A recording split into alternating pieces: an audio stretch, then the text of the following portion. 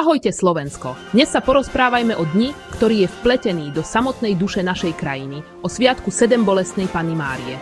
Ona nie je len symbolom v našich kostoloch, je duchovnou matkou nášho národa, srdcom, ktoré po stáročia cítilo naše boje a nádeje. Každého 15. septembra ožijú mesta a dediny po celom Slovensku. Pútnici kráčajú kilometre, sviečky osvetľujú noc, kostolné zvony zvonia v jednote.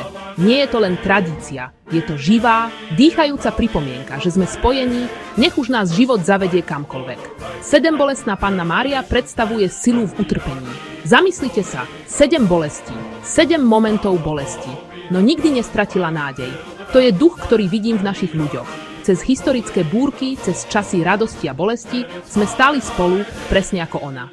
V tento deň sa stretávajú rodiny. Priatelia sa opäť spájajú a otvárajú sa srdcia. Zapalujete sviečku v tichej kaplnke, alebo sa pridávate k davom v šaštíne, ste súčasťou niečoho väčšieho, tradície, ktorá je jedinečne slovenská a hlboko hrdá.